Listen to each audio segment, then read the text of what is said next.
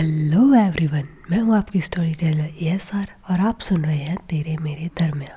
चलिए आज की कहानी शुरू करते हैं। पिछले पार्ट में हमने देखा कि अंशिका किसी से फ़ोन पर बात कर रही होती है और वो स्माइल कर रही होती है। जब रागिनी अंशिका को स्माइल करते हुए देखती है तो वो उसकी स्माइल में खो जाती है। अब आगे रागिनी एक टक उसे देख रही होती है, तभी उसके पीछे से उसके कान में कोई धीरे से कहता है, अच्छी स्माइल है ना। रागिनी कहती है, बहुत प्यारी है, लेकिन ये खड़ूस कभी हंसते क्यों नहीं, कितनी प्यारी स्माइल है इनकी। तो पीछे से आवाज़ आती है, तुम मेरे भाई को खड़ूस कहती हो। तो रागिनी जब पीछे देखती है तो अवनी होती है।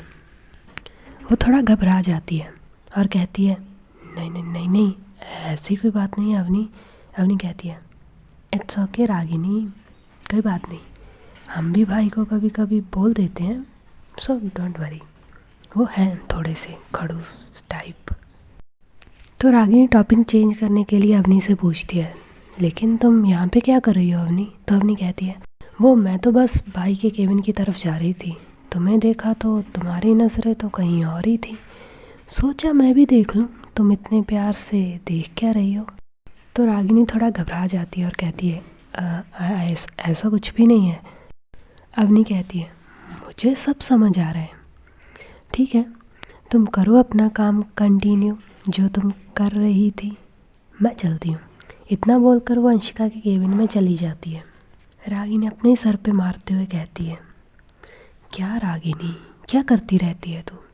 अब पता नहीं अवनी तेरे बारे में क्या सोच रही होगी, लेकिन मैं उस गब्बर सिंह को ऐसे देख क्यों रही थी, ये सवाल वो खुद से ही करती है और फिर अपने काम में लग जाती है। इधर अवनी अंशिका के केबिन में जाती है और जाते ही जब अंशिका को स्माइल करते हुए देखती है तो अवनी कहती है, क्या भाई, क्या हुआ है, आप इतनी स्माइल क्यों कर रहे हो, वैसे बहुत कम होता है जब आप स्माइल करते हो, और वो भी इतनी प्यारी स्माइल। तो अंशिका कहती है, क्यों, मैं बिना वजह के नहीं मुस्कुरा सकता क्या। अवनी कहती है, नहीं, क्यों नहीं, मैं तो कहती हूँ आपको हर रोज़ ऐसी स्माइल करनी चाहिए, क्या पता आपकी स्माइल पे किसी का दिल आ जाए। तो अंशिका कहती है, व्हाट यू मीन। तो अवनी कहती है, कुछ नहीं, वक्त आने पे आपको पता चल जाएगा।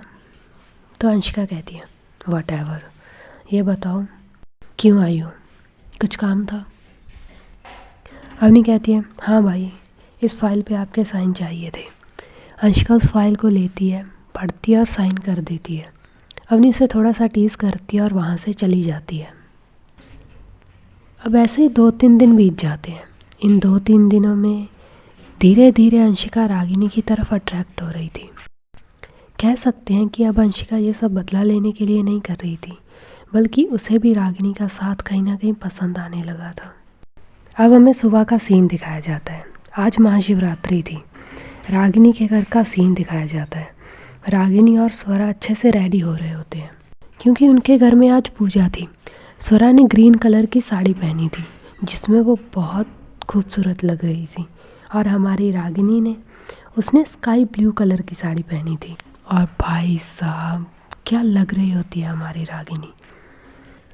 उस साड़ी में रागिनी की बॉडी विजिबल नहीं हो रही थी, उसने अच्छे से अपने आप को कवर किया था, काफ़ी डिसेंट तरीके से उसने वो साड़ी पहनी थी, लेकिन उस साड़ी में उसका बॉडी शेप एकदम परफेक्ट नज़र आ रहा था, और उसकी वाइट स्किन पर स्काई ब्लू कलर की साड़ी और ऊपर से उसकी वो ब्लू आइज़, ऐसा लग रहा था जैसे रागिनी ने अपनी आइज़ कलर के साथ अपनी साड़ी का कलर मैच किया हो, और वो बहुत ब्यूटीफुल लग रही थी।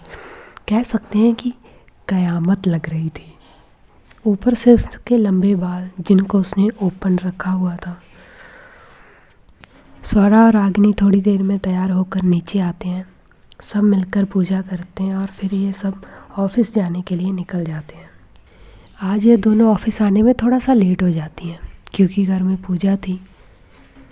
अंशिका भी ऑफिस आ चुकी थी, वो अपना काम कर रही थी। आज उसने वाइट ऑफिस सूट पहना था क्योंकि उनके घर में भी महाशिवरात्रि की पूजा थी। दैट्स वाई उसने वाइट कलर का ऑफिस सूट पहना था। जिसमें वो हमेशा की तरह बहुत गुड लुकिंग लग रही थी। रागिनी अपने डेस्क पे आती है। अंशिका तब तक अपनी कॉफ़ी ले चुकी थी। वो अपना काम करना शुरू कर देती है। थोड़ी देर बाद वो एक फ़ाइल लेती है और अंशिका के केबिन में जाती है। अंशिका अपने लैपटॉप पर काम कर रही थी। वो दरवाजे की तरफ नहीं देखती और ऐसे ही उसे अंदर बुला लेती है। उसका ध्यान अभी भी काम पर था। जब हमारी रागिनी अंशिका को देखती है तो बस देखती रह जाती है, क्योंकि हमारी अंशिका बहुत हैंडसम लग रही होती है। वो अपने मन में ही कहती है, वैसे कुछ भी कहो, ये गब्बर सिंह है तो काफ़ी हैंडसम, मतलब कुछ भी पहन ले जचता है इन पे, और ब्लैक एंड वाइट में तो और भी अच्छे लगते हैं। फिर वो अपना सर झटका खुद से ही कहती है, रागिनी काम पे ध्यान दे, इस खड़ूस को चने के झाड़ पे चढ़ाने की ज़रूरत नहीं है। फिर रागिनी अपने ख्यालों से बाहर आती है और अंशिका से कहती है, सर इस फाइल पे आपके साइन चाहिए थे। अंशिका काम करते हुए एक हाथ से वो फाइल लेती है, उस पर साइन करती है, लेकिन जब वो साइन करके फ़ाइल वापस देने के लिए अपना फेस ऊपर उठाती है तो वो वहीं फ्रीज़ हो जाती है। उसकी नज़रें बस रागिनी पे टिक जाती हैं। वो नीचे से ऊपर तक एक टक रागिनी को देख रही होती है। तभी उसकी नज़रें उसकी कमर पे आकर टिक जाती हैं। रागिनी की साड़ी का जो पल्लू था वो हल्का सा साइड हो गया था और उसकी जो नेवल है वो नज़र आ रही थी, और उसकी नेवल की जो शेप थी, भाई साहब वो बहुत अट्रैक्टिव थी। अंशिका बस उसकी नेवल को ताड़ी जा रही होती है। उसके मन में चल रहा होता है कि क्या है ये लड़की, मुझे इतना इफ़ेक्ट क्यों करती है। तभी रागिनी की आवाज़ आती है, सर फाइल छोड़िए। तो अंशिका होश में आती है और फाइल छोड़ देती है। रागिनी फाइल लेती है और केबिन से चली जाती है। अंशिका खुद से ही कहती है, क्या हो गया है मुझे, क्या कर रहा हूँ मैं उसे ऐसे कैसे देख सकता हूँ। अंश, फोकस ऑन योर वर्क। इतना बोलकर अंशिका अपने काम पे लग जाती है। इधर रागिनी वो फाइल लेकर अवनी के केबिन में जाती है, क्योंकि वो फाइल उसे अवनी को देनी थी। जब वो अवनी के केबिन में जाती है तो देखती है कि अवनी के डेस्क के पास एक लड़का खड़ा हुआ है, जिसे अवनी कुछ काम समझा रही थी। वो लड़का अवनी का न्यू पीए था। अवनी कहती है, आओ रागिनी। रागिनी अंदर आ जाती है। अवनी को वो फाइल देती है तो अवनी उससे कहती है, रागिनी ये मेरा न्यू पीए है विहान, क्या तुम इसे मेरा कुछ काम समझा सकती हो। एक्चुअली ज़्यादातर काम मैंने इसे समझा दिया है, बस थोड़ा सा ही बचा है। वो क्या है ना कि मेरी एक इम्पॉर्टेंट मीटिंग है जिसके लिए मुझे जाना है। तो रागिनी कहती है, अरे कोई बात नहीं, मैं समझा दूँगी। तो रागिनी विहान से कहती है, चलिए मेरे डेस्क पे चलिए, मैं आपको वहाँ पे सारा काम समझा देती हूँ। वो लड़का तो जब से उसने रागिनी को देखा था बस उसे ताड़े जा रहा था। एक तो हमारी रागिनी थी इतनी खूबसूरत, और ऊपर से आज उसने साड़ी पहनी थी तो वो बला की खूबसूरत लग रही थी कि कोई भी उसे एक बार देखे ना तो बस देखता रह जाए। लेकिन उस लड़के की नज़रों में प्यार नहीं था, उसकी नज़रों में एक हवस नज़र आ रही थी। उसके मन में था कि क्या लड़की है यार, अगर एक रात के लिए मिल जाए ना, कसम से मज़ा आ जाए। वो ऐसी नज़रों से रागिनी को देख रहा था। रागिनी का तो पूरा फोकस उसे काम समझाने में था, वो इन सब चीज़ों पर ध्यान नहीं दे रही थी। तभी अंशिका की नज़र भी बाहर रागिनी पे जाती है। तभी वो देखती है कि उसके पास एक लड़का खड़ा है जो उसे बहुत ही गंदी नज़र से देख रहा है। अंशिका को बहुत गुस्सा आता है। अंशिका को इतना गुस्सा आ रहा होता है कि मन करता है कि उस लड़के का मुंह तोड़ दे, लेकिन उसे समझ नहीं आ रहा होता कि उसे इतना गुस्सा क्यों आ रहा है। तभी वो अपने मन में ही कहती है, इस लड़की को इतना सुंदर बन के आने के लिए किसने कहा था। हाँ, सब लोग कैसे घूर के देख रहे हैं इसे, जैसे कभी कोई लड़की ना देखी हो। तो वो रागिनी को अपने केबिन में बुलाती है। रागिनी उस लड़के को भेज देती है क्योंकि उसने उसे सारा काम समझा दिया था। उसके बाद वो अंशिका के केबिन में आती है। रागिनी कहती है, यस सर, कुछ काम था। अंशिका जब रागिनी को सामने देखती है तो उसका सारा गुस्सा शांत। वो अपने मन में ही कहती है, अब मैं इसे क्या बताऊं, इसे देखकर मैं खुद ही भूल गई हूँ कि मैंने इसे क्यों बुलाया है। अंशिका कहती है वो एक्चुअली वो मुझे एक कप कॉफ़ी चाहिए थी। रागिनी अपने मन में ही कहती है बड़े अजीब इंसान है ये, एक कप कॉफ़ी के लिए इतना सोचना पड़ता है। फिर वो फेक स्माइल के साथ कहती है ओके सर, अभी लाती हूँ। इतना बोलकर वो वहाँ से जाने लगती है। तो अंशिका कहती है रुको। रागिनी पीछे पलटती है और कहती है जी सर। तो अंशिका कहती है वो मैं क्या कह रहा था कि वैसे तुम ये तुम आज ये साड़ी पहन कर क्यों आई हो? तो रागिनी अपनी उसी फेक स्माइल के साथ कहती है क्यों सर, आपके ऑफिस में साड़ी पहन कर आना मना है क्या? अगर है तो बता दीजिए, क्योंकि मैंने तो रूल्स में ऐसा कुछ नहीं पढ़ा। तो अंशिका घूर के रागिनी को देखती। रागिनी उसी फेक स्माइल के साथ कहती है सर वो क्या है ना कि आज हमारे घर में महाशिवरात्रि की पूजा थी, दैट्स वाई मैंने आज साड़ी पहनी है। अगर आपको आपके सवाल का जवाब मिल गया हो तो मैं जाऊँ। इतना बोलकर वो वहाँ से चली जाती है। इधर हम ईशान और अवनी को देखते हैं जो कि एक मीटिंग से वापस आ रहे होते हैं। अवनी ईशान से कहती ईशान तुम्हें नहीं लगता कि अंश भाई और रागिनी के बीच कुछ चल रहा है? Something is weird. तो ईशान कहता है हाँ कभी कभी मुझे भी ऐसा लगता है। तो अवनी उस दिन वाली बात ईशान को बताती है जब रागिनी अंश को स्माइल करते हुए देखकर बड़े प्यार से उसे देख रही होती है। तो ईशान भी उसे कुछ बातें बताने लगता है जो उसने नोटिस की होती हैं। तो अवनी को अब थोड़ा थोड़ा आइडिया हो जाता है। तो वो कहती है समथिंग इज़ फिशी, कुछ तो है इन दोनों के बीच जिसका एहसास इन दोनों को भी नहीं है। हमें उस फीलिंग का रियलाइजेशन इन दोनों को करवाना होगा, कुछ तो तिगड़म लगाना होगा। तो ईशान उसे देखता है।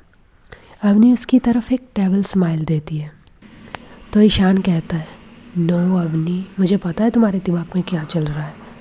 अगर भाई को पता चला तो तुम जानती हो ना भाई का गुस्सा। चलो एक पल के लिए मान भी लो कि भाई को रागिनी से या रागिनी को भाई से प्यार हो भी गया, लेकिन तुम्हें क्या लगता है कि उन दोनों का साथ में कोई फ्यूचर है? अगर रागिनी भाई को नहीं छू पाई तो, अगर रागिनी के छूने से भी भाई को एलर्जी हुई तो अवनी कहती है होने को तो जो डॉक्टर ने कहा है वो भी हो सकता है। ईशान तुम इतना नेगेटिव क्यों सोच रहे हो?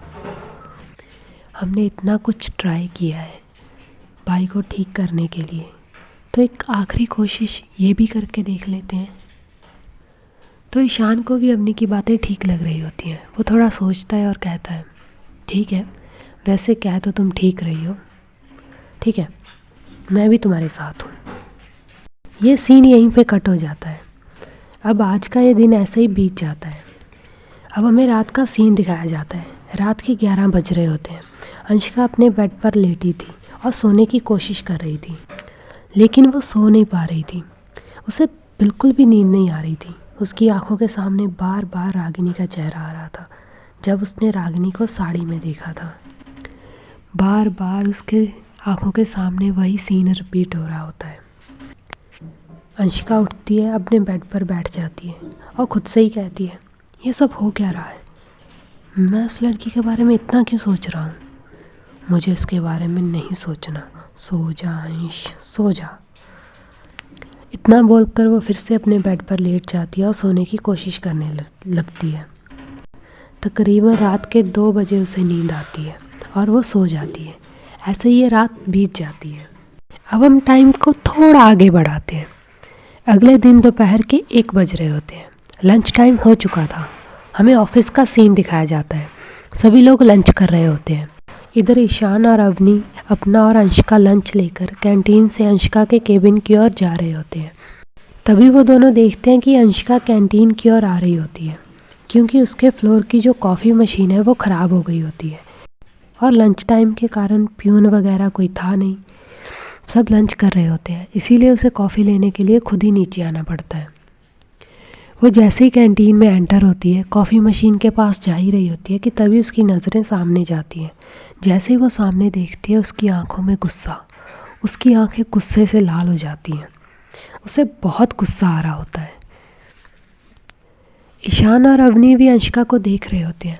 जब वो देखते हैं कि अंशिका की अचानक आंखें गुस्से से लाल हो गई हैं, उसे गुस्सा आ रहा है, तो वो अंशिका की नज़रों का पीछा करते हैं। वो देखते हैं कि सामने के टेबल पर रागिनी, विहान और डेज़ी बैठे होते हैं। इन तीनों में अच्छी दोस्ती हो गई होती है। ये तीनों एक दूसरे के साथ मजाक मस्ती कर रहे होते हैं, हंस रहे होते हैं, एक दूसरे को छेड़ रहे होते हैं और साथ में लंच कर रहे होते हैं। विहान की नज़रें बार बार रागिनी पे जा रही होती हैं और जब जब वो रागिनी को देख रहा होता है उसकी नीयत ख़राब हो रही होती है। विहान की आंखों के सामने बार बार कल का वो सीन आ रहा होता है जब उसने रागिनी को साड़ी में देखा होता है और वो बला की खूबसूरत लग रही थी। वो अपनी उन्हीं हवस भरी नज़रों से छुप छुप कर रागिनी को ताड़े जा रहा होता है। विहान बस एक मौका ढूंढ रहा था ताकि वो उसके साथ कुछ कर पाए। रागिनी को देखकर उसके अंदर की डिज़ायर बढ़ती जा रही होती है। वो क्या करता है, वो चुपके से अपना हाथ रागिनी के हाथ पे रख देता है और ऐसे प्रिटेंड करता है कि जैसे उसे पता ही ना चला हो गलती से उसने अपना हाथ रागिनी के हाथ पे रख दिया हो। और फिर वो उस हाथ को नहीं हटाता, उस हाथ को ऐसे ही रागिनी के हाथ पे रखे रहने देता है। और रागिनी अपनी मस्ती में होती है। वो डेज़ी से कुछ बात कर रही होती है। उसका ध्यान विहान की इन हरकतों पर नहीं था। उसे नहीं पता था कि विहान क्या कर रहा है। लेकिन दूर खड़ी अंशिका ये सब देख रही होती है और ये सब देखकर अंशिका का गुस्सा अब साथ में आसमान पर पहुंचने वाला था। उसकी आंखें गुस्से से बहुत लाल हो गई थी, जैसे वो तो विहान का खून ही कर देगी। उसे बहुत गुस्सा आ रहा था, तो वो क्या करती है कि अपनी आंखों पर ब्लैक गॉगल्स लगा लेती है ताकि कोई उसे ऐसे ना देखे। लेकिन ईशान और अवनी, उसका ध्यान तो अंशिका पर ही होता है। उन दोनों ने अंशिका को इतने गुस्से में देख लिया था और वो ये भी समझ गए थे कि अंशिका को इतना गुस्सा क्यों आ रहा होता है। अब अवनी का शैतानी दिमाग चलने लगता है। उसके फेस पर एक डेविल स्माइल होती है और वो कुछ सोच रही होती है। तभी अंशिका गुस्से में वहाँ से जा रही होती है। सो गाइस, आज की कहानी यहीं तक। आगे जानने के लिए सुनते रहिए तेरे मेरे दरमियाँ।